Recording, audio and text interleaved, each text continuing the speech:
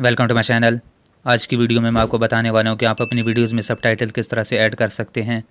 सबसे पहले आपने अपने यूट्यूब स्टूडियो को ओपन कर देना है। उसके बाद साइड में आपको वीडियो का ऑप्शन मिल जाएगा, तो आपने यहाँ पर क्लिक कर देना है। यहाँ पर आपकी सारी वीडियोज़ आपके सामने आ जाएंगी। जिस भी वीडियो में आपने अपना सबटाइटल ऐड करना है तो आपने उस पर क्लिक कर देना है। उसके बाद आपको पेंसिल का आइकन मिल जाएगा, तो आपने यहाँ पर क्लिक कर देना है। यहाँ पर आपकी वीडियो एडिट होकर आपके सामने आ जाएगी। साइड पे आपको कुछ ऑप्शन मिल जाएंगे, तो यहाँ पे आपको सबटाइटल का ऑप्शन भी मिल जाएगा। उसके बाद आपने यहाँ पर क्लिक कर देना है।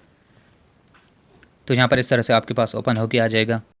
आपने एक बात का ध्यान रखना है कि अगर आप वीडियो में इंग्लिश सबटाइटल ऐड करना चाहते हैं तो लैंग्वेज में आपने इंग्लिश को सिलेक्ट करना है।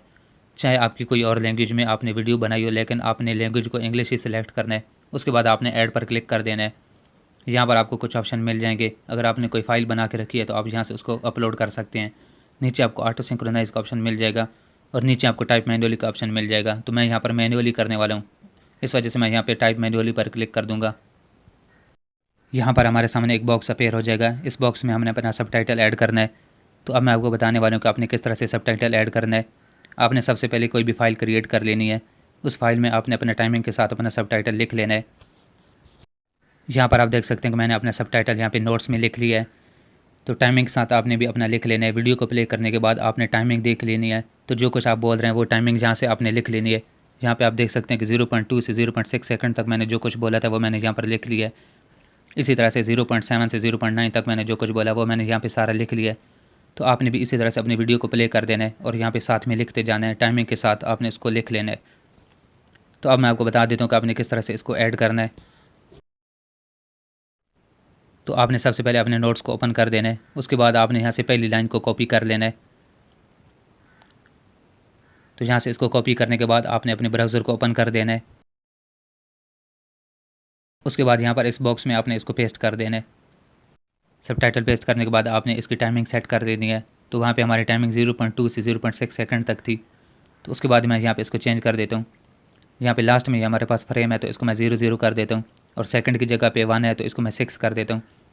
उसके बाद यहाँ पे स्टार्ट टाइम था वो 02 था, तो 2 सेकंड में इसको कर देता हूँ। उसके बाद नीचे आपको यहाँ पे ये प्लस का आइकन मिल जाएगा। तो यहाँ से आपने इस प्लस के आइकन पर क्लिक कर देना है। प्लस के आइकन पर क्लिक करने के बाद आपके सामने एक और बॉक्स अपीयर हो जाएगा जिसमें आप अपना नेक्स्ट सबटाइटल ऐड कर सकते हैं।